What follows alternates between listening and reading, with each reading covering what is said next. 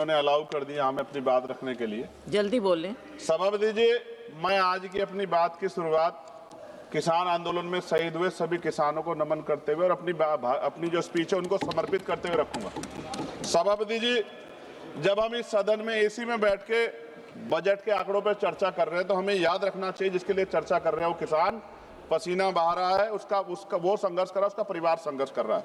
सभापति जी, आज भारत में लगभग 50% आबादी कृषि पर निर्भर है, लेकिन देश के कुल जीडीपी के कृषि का योगदान लगभग 15-16% है। इसका सीधा अर्थ यह है कि देश का सबसे बड़ा वर्ग जो हमारी खाद्य सुरक्षा सुनिश्चित करता है वह सबसे कम आय पर निर्भर है।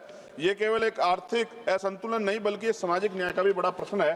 तो मैं, क्योंकि समय कम है, गंभीरता से विषय पे बात रखनी है, मैं मंत्री जी से पूछना चाहता हूं कि जो कृषि का बजट है इस बार लगभग 1.5 लाख करोड़, पहली नजर में तो बड़ा दिख रहा है, लेकिन जो जमीनी जरूरतें अगर उनको देखते हैं तो ये तो बहुत कम दिखाई देता है। महंगाई लगातार बढ़ रही है।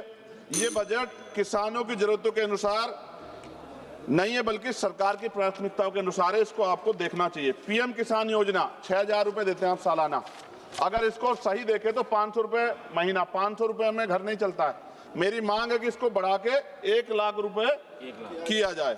एमएसपी की गारंटी किसानों को उनकी सभी फसलों पे मिलनी चाहिए।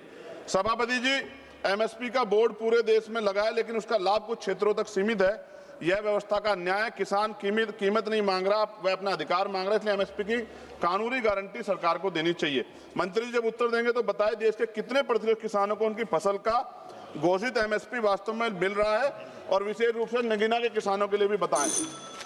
मैं 3 मिनट में खत्म करूंगा, 3 मिनट प्लस नहीं जाऊंगा। फसल उगाता है मगर दाम नहीं मिलता, मेहनत का हक उसे हर शाम नहीं मिलता, बाजार में उसकी कीमत कोई और तय कर देता है, उसका पसीना भी जैसे सस्ता कर देता है। किसान भीख नहीं अपना अधिकार मांगता है, वो अपने पसीने का सिर्फ उचित दाम मांगता है। फसल बीमा योजना पे भी सरकार ध्यान दे। किसान आत्महत्या कर रहा है इतने बड़े पैमाने पे।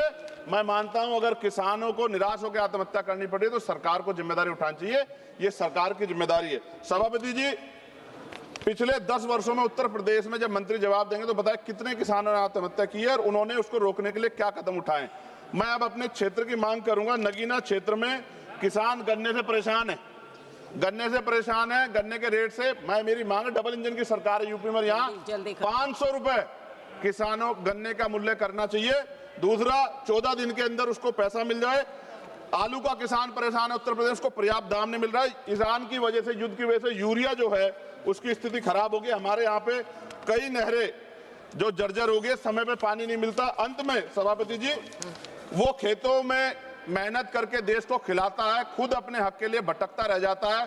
वो वोट के समय सबसे पहले याद आता है, लेकिन बजट में उसको हिस्सा क्यों कम मिलता है। महोदय, एक ऐसी व्यवस्था जहां अन्नदाता सबसे ज्यादा परेशान है। मैं मंत्री से मांग कर रहा हूं किसानों की पीड़ा को हरे और किसानों को उनका उचित लाभ दे। धन्यवाद। जय भीम, जय भारत।